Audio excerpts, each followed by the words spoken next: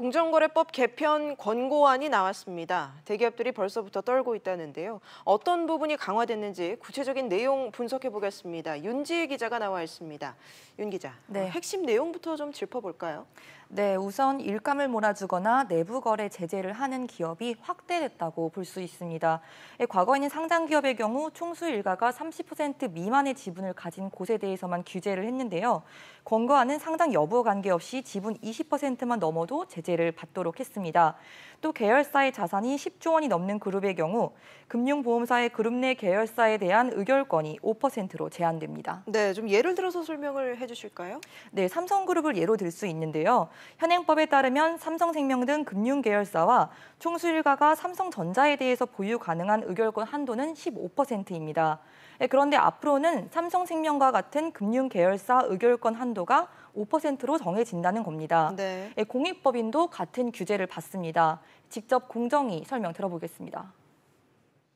공정거래법상의 공익법인에 대한 규정은 전혀 없었는데 공익법인도 금융보험사가 고객 자금을 이용한 지배력 확대 우려가 있듯이 공익법인도 그 공익 목적으로 출연한 그런 자금들을 총수 일가의 지배력 확대로 활용할 우려가 있다. 네, 이렇게 일감 몰아주기에 대한 규제가 강화되면서 좀 실질적으로 기업들이 받게 되는 영향 어떤 게 있을까요? 네, 우선 과징금을 받게 되고요. 또 총수가 검찰에 고발될 수도 있습니다. 이 부분이 재벌로서는 가장 신경 쓰이는 부분이라고 볼 수 있는데요. 공정위가 지난달 내놓은 실태조사에 따르면 30% 미만에 대해서만 규제를 한다고 했더니 턱걸이 29%로 지분을 낮춰 일감을 몰아주는 기업들이 많았습니다. 이번 개편안의 취지는 20%에서 29% 범위라는 이 사각지대에 놓인 기업들도 제재하자는 겁니다. 그래서 이번 권고안에는 또 회사가 지분을 50% 넘게 보유한 자회사도 일감 몰아주기 규제 대상에 넣기로 했습니다. 권고안대로라면은 일감 몰아주기 규제 기업은 기존 203개에서 441개로 대폭 늘어나게 됩니다. 네, 그런데 이번 권고안이 아직 공정위에서 확정된 내용은 아니죠? 네, 그렇습니다. 이번 발표는 민간 외부 전문가가 논의를 거쳐서 내놓은 개편안입니다. 공정위는 이 내용을 바탕으로 각계 토론회를 거쳐서 최종 확정할 예정인데요. 하지만 대부분 개편안이 반영될 것으로 예상되고 있습니다.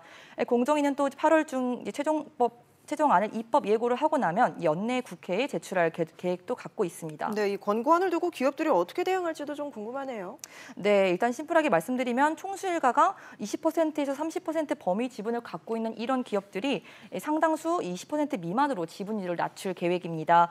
이미 한화나 GS는 선제적으로 대응에 나섰습니다. 이들 기업은 20% 룰에 걸리지 않도록 10%대 지분만 남겨놓고 나머지 지분 매각을 진행 중입니다. 알겠습니다. 윤 기자 얘기 잘 들었습니다.